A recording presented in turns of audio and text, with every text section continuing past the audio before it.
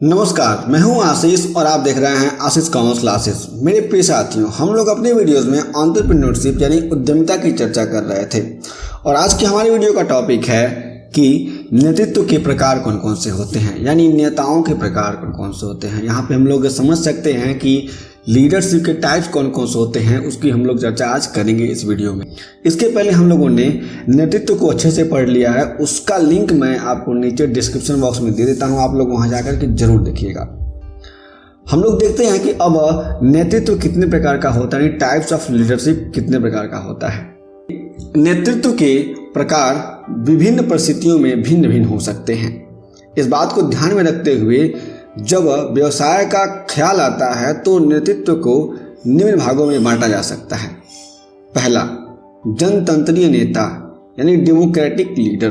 दूसरा, संस्थात्मक नेता यानी इंस्टीट्यूशनल लीडर। तीसरा है निरंकुश नेता, ऑटोक्रेटिक और अथॉरिटेरियन लीडर्स। चौथा है निर्बाधवादी नेता यानी लेजेस फेयर लीडर। और पांचवा है व्यक्तिगत नेता, इसको हम लोग पर्सनल लीडर के नाम से भी जानते हैं। छठवां है अव्यक्तिगत नेता और सातवां है क्रियात्मक नेता यानी फंक्शनल लीडर्स। अब हम इसको बहुत ही अच्छी तरीके से विस्तार से जान लेते हैं। पहला, जनतंत्रीय नेता यानी डेमोक्रेटिक लीडर। जनतंत्रीय नेता से तात्पर्य उस नेता से है जो किसी भी कार्य को करने से पूर्व अपने सहभागियों से उस कार्य के संबंध में विचार विमर्श करता है। यानी जो जनतंत्रीय नेता है वह कोई भी कार्य करेगा तो सबसे पहले क्या करेगा, जो उसके सहभागी हैं, जो उसके साथ रहने वाले सहयोगी हैं, उनसे क्या करेगा, विचार विमर्श करेगा। यह वही कार्य करता है जो इसके समूह के सभी सहयोगी कहते हैं, अर्थात उनकी इच्छाओं के विरुद्ध कोई कार्य नहीं कर सकता। जो यह जनतंत्रीय नेता है वह जो उसके सहयोगी कहेंगे उन्हीं के अनुरूप काम करेगा, मनमानी कोई काम नहीं कर सकता। इस प्रकार का नेता अपने अधिकारों के विकेंद्रीकरण का पालन करता है तथा अपने संगठन के हितों की रक्षा के लिए पूरी निष्ठा से कार्य करता है। यानी जहाँ पे कहा जा रहा है कि जो इस तरह का नेता है वह क्या करता है, अधिकारों का विकेंद्रीकरण कर देता है, यानी जो भी अधिकार होते हैं उनको बांट देता है और जो भी इसके संगठन के जो हित है उनके लिए ही केवल कार्य करता है, अपने व्यक्तिगत हित के लिए यह नेता कार्य नहीं करता है। दूसरा, संस्थात्मक नेता यानी इंस्टीट्यूशनल लीडर्स। इसमें कहा गया है कि संस्थात्मक नेता वह नेता है जिसे अपने पद के प्रभाव से उच्च स्थिति प्राप्त होती है। यानी जो संस्थात्मक नेता है वह अपने पद से उच्च स्थिति को प्राप्त होता है, जिससे वह अपने अनुयायियों को हमेशा प्रभावित करता रहता है। जो उसका पद है, जो उसकी प्रतिष्ठा है, उसके हिसाब से वह अपने अनुयायियों के यानी अपने फॉलोअर्स को प्रभावित करता है। चाहे किसी भी तरह की संस्था हो, उसमें उच्च पद पर आसीन अधिकारियों के अनुयायियों का एक विशिष्ट समूह होता है जिन्हें वह हर तरीके से सहयोग प्रदान करता है तथा प्रभावित करने का प्रयास करता है। यहाँ पे कहा जा रहा है कि चाहे कोई भी किसी भी तरह का संगठन हो, उसमें जो भी अधिकारी व्यक्ति है जो उच्च पद पर आसीन है, उसके आसपास घूमने वाले उसके पास फॉलोअर्स होंगे और वह क्या करेगा, उनको प्रभावित करने का प्रयास करेगा। तीसरा, निरंकुश नेता यानी ऑटोक्रेटिक और अथॉरिटेरियन लीडर्स। इसमें कहा गया है कि निरंकुश नेता एक ऐसा नेता है जो अपने सारे निर्णय स्वयं लेता है और अपने सारे अधिकारों को अपने तक ही केंद्रित रखता है। यानी जो भी अधिकार होते हैं उनका ये केंद्रीकरण करता है, सारे अधिकार अपने पास ही रखता है। इस तरह का नेता यह समझता है कि सारे लोग आलसी होते हैं, वे किसी भी प्रकार के उत्तरदायित्व को लेना नहीं चाहते।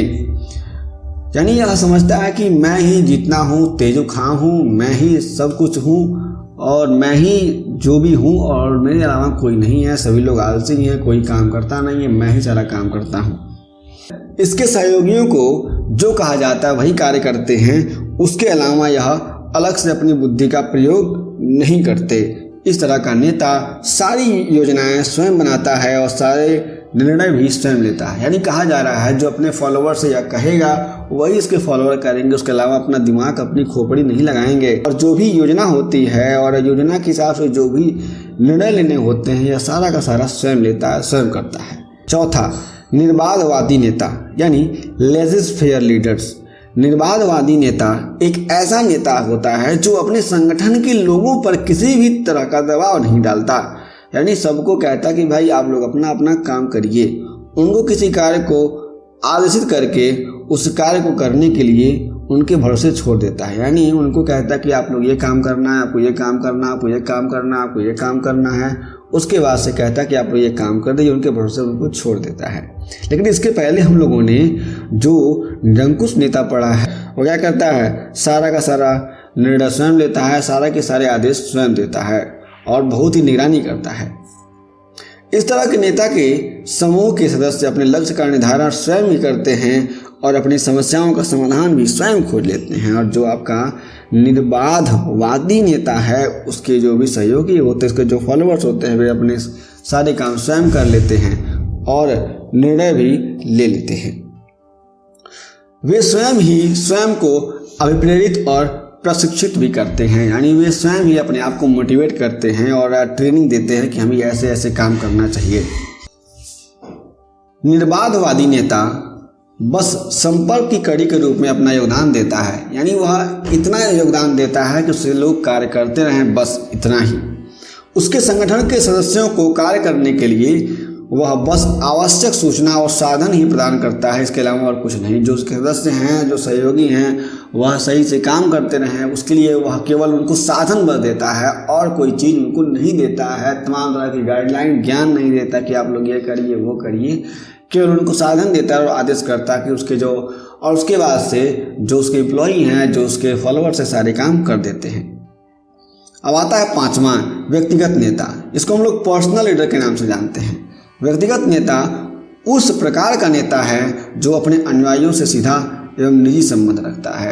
यानी ऐसा नेता अपने अनुयायी जो है उसके उनसे सीधा संबंध रखता है, व्यक्तिगत संबंध रखता है।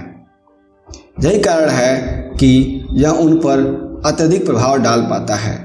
साधारण शब्दों में कहा जा सकता है कि एक ऐसा नेता जो व्यक्तिगत रूप से नेतृत्व संबंधी कार्यों का निर्वहन करता है उसे व्यक्तिगत नेता कहते हैं। यानी जो ऐसा नेता है जो व्यक्तिगत रूप से सारे कार्यों का संवहन करता है, सारे कार्यों का निर्धारण करता है, उसको हम लोग कहते हैं व्यक्तिगत नेता।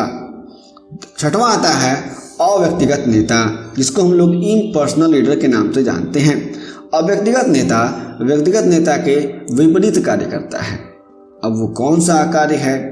जो इस प्रकार से है। इस प्रकार का नेता नेतृत्व की स्थापना हेतु अपने अधीनस्थ कर्मचारियों का सहारा लेता है। अगर उसे नेतृत्व की स्थापना करनी है, यानी एक नेता जैसी छवि बनानी है या फिर उसको कोई लीडरशिप क्वालिटी डेवलप करनी है, तो वह अपने जो उसके अनुयायी होते हैं उनका सहारा लेता है।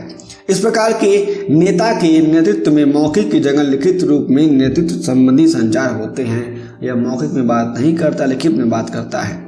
ऐसी संस्था जहां कर्मचारियों की संख्या अधिक हो वहां अधिकतम अव्यक्तिगत नेतृत्व ही कार्य में लाया जाता है। जहाँ पे बहुत सारे एम्प्लॉई हैं वहाँ पे क्या किया जाता है, हम लोग अव्यक्तिगत नेतृत्व की बात करते हैं। अव्यक्तिगत नेता वहाँ पे होता है जो क्या करता है, जो भी एप्लीकेशंस आते हैं, अन्य चीज़ें आती हैं, उनके हिसाब से सारे कार्य को करता है। अब हमारा है आज का अंतिम यानी क्रियात्मक नेता, जिसको हम लोग फंक्शनल लीडर के नाम से जानते हैं। क्रियात्मक नेता से तात्पर्य उस नेता से है जो अपनी योग्यता, कुशलता, अनुभव एवं ज्ञान के आधार पर अपने अनुयायियों का विश्वास प्राप्त करके उनका मार्गदर्शन करता है। यानी ऐसा नेता जो भी अपनी योग्यता और कुशलता को ध्यान में रखते हुए, अनुभव और ज्ञान को ध्यान में रखते हुए अपने अनुयायियों का विश्वास प्राप्त करता है और उनका मार्गदर्शन करता है। इस तरह के नेतृत्व में सभी अनुयायी अपने नेता के निर्देशन एवं सलाह के आधार पर ही क्रियाओं का निर्धारण एवं निष्पादन करते हैं। जो इस तरह का नेता है, यानी जो क्रियात्मक नेता है, उसके अनुयायी भी क्या करते हैं, उसकी बातों को मानते हैं, उसके निर्देशन और उसके सलाह को मानते हैं और अपना कार्य करते हैं।